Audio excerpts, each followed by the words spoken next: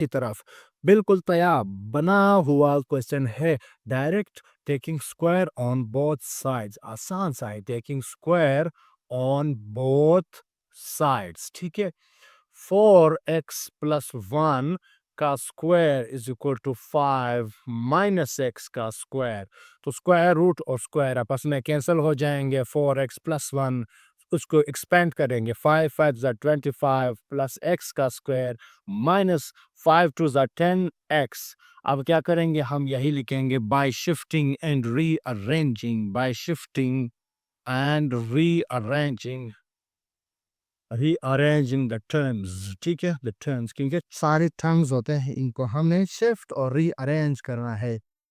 तो ये वाले जो साइंस है, सबसे पहले आप इसको लिखेंगे, उसको सेम साइन में लिखेंगे। सबसे पहला हमें क्या सीक्वेंस भी तो देना है, ऑर्डर भी तो देना है। एक्स स्क्वायर को हम पहले लिखेंगे, एक्स स्क्वायर प्लस में ही लिखा है यहाँ पे। उसके बाद हमने लीनियर पावर वाले लिखने हैं -10x। उसके बाद x वाला ये है 4x, तो 4x को उधर शिफ्ट करना है, इधर अगर प्लस है तो उधर माइनस हो जाएगा, -4x।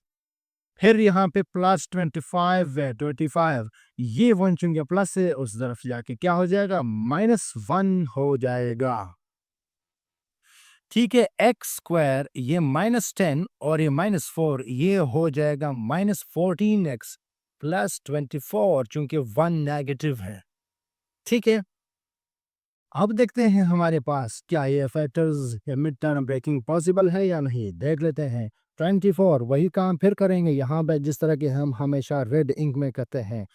चले देखते हैं। 24 के क्या फैक्टर्स है, 24 इंटू 1 2 से डिवाइड करेंगे, 12 इंटू 2 तो आ गए हमारे 12 इंटू 2, डायरेक्ट आगे जाने की जरूरत ही नहीं है। इसको भी माइनस करेंगे, इसको भी माइनस करेंगे, -12 और -2 आ जाएगा -14।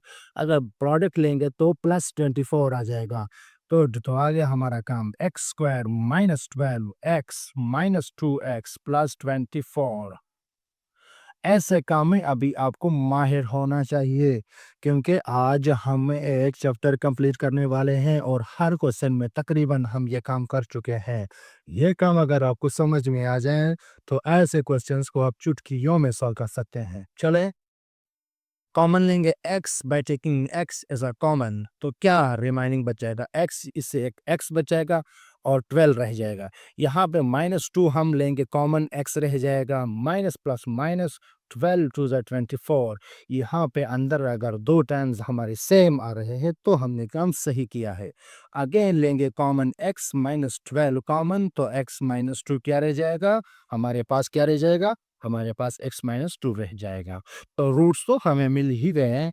यहाँ पे पहले ये दो फिर से मैं रिपीट कर रहा हूँ, जब दो अननोन आपस में या दो फैक्टर्स आपस में मल्टीप्लाई हो रहे हैं, उनका अगर प्रोडक्ट 0 के बराबर आ रहा है, इसका मतलब है कि अब क्यों क्यों दोनों को हम 0 के बराबर लेते हैं, ये भी यहाँ को आपको समझा देते हैं, ठीक है।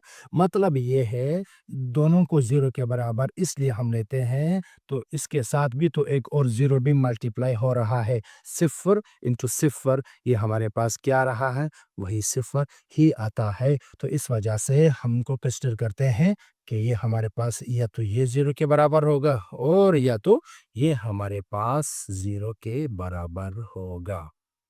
तो x -12 पहला काम क्या है, x -12 equal to 0, x is equal to 12, ये बना एक रूट। दूसरा x -2 इज इक्वल टू 0, तो x इज इक्वल टू 2, ठीक है। ये बन गया हमारा दूसरा रूट, ठीक है। अब एक चीज यहाँ पे हमने क्या करना है, रेडिकल इक्वेशंस में हमने एक चीज, आप तो पूछते ही नहीं हमें क्या करना है, हमने चेक भी इसको करना है, लाजमी करना है, चेक इसको लाजमी करना है।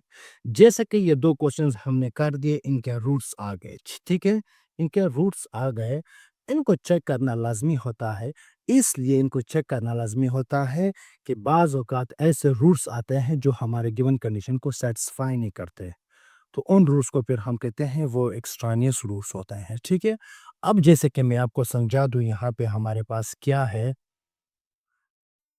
चले एक रूट हमारे पास ये है, दूसरा रूट हमारे पास ये है। हम यहाँ पे इसको करते हैं चेक। हम यहाँ पे इसको करते हैं चेक, इसी तरह इसको भी चेक करेंगे, ठीक है? चेक करने के बाद फिर हमें रूट्स आ जाएँगे, सही? क्या काम यहाँ पे करेंगे? देखते हैं। पहला क्या है x इज़ इक्वल टू 2, इसको इक्वेशन नंबर 1 का नाम देते हैं। Putting putting x is equal to 2 in equation number 1, ठीक है? तो वो क्या है equation number 1? Under root 4 into 2 plus 1 is equal to 5 minus 2, 4 2 ज़ा 8, 8 plus 9, 9 आ जाएगा और इधर 3, 9 क्या है 3 3 आ सकते हैं। अब रिजल्ट दोनों का 3 इज इक्वल टू 3 आया, इसका मतलब है ये तो रूट है इस इक्वेशन का। अब 12 चेक करते हैं। 12 अगेन हम लिखेंगे putting x is equal to 12 in equation number 1, ठीक है? तो 4 इक्वेशन को पहले लिख लेते हैं, वीडियो भी डाल देते हैं। x 12 प्लस 1 5 माइनस 12, ठीक है? सही है। 12 4 12 चौक 48, 48 प्लस 9 ये आ जाएगा 49 का स्क्वायर और इधर माइनस 7 आ जाएगा, इधर 7 आ जाएगा, यानी 7 इज इक्वल टू माइनस 7। क्या ये इक्वल है? ये नहीं है इक्वल। इसका मतलब ये एक्सट्रानियस रूट है, ये हमारे गिवन कंडीशन का रूट नहीं है। तो हम कहेंगे कि सॉल्यूशन सेट हमारे पास क्या है? सिर्फ 2 ही है, 12 नहीं है। इसी तरह जो पिछला क्वेश्चन हमने किया था, इसको भी इधर चेक करते हैं, क्या जो हमने 2 रूट्स लिखे थे, वो हमारे गिवन कंडीशन को सैटिस्फाई करता है या नहीं। डायरेक्टली हम कह देते हैं इक्वेशन क्या है, इसको अगर हम 1 का नाम दे दें, ठीक है? तो यहाँ पे हम कहेंगे पुट क्या है? x is equal to 5 in equation number 1, तो पुट कर लेते हैं। क्या 5 कंसीडर किया है? 5 प्लस 5 माइनस 4 इक्वल टू 4, तो 5 प्लस 1 आ जाएगा, 1 का स्क्वायर रूट 1 ही है, तो इधर 6 आ गया और इधर 4 आ गया, तो ये इक्वल नहीं है। इसका मतलब जो 5 है वो हमारा रूट नहीं है, 5 हमारा रूट नहीं है, ठीक है? उसको सॉल्यूशन सेट में हमने नहीं लिखना है।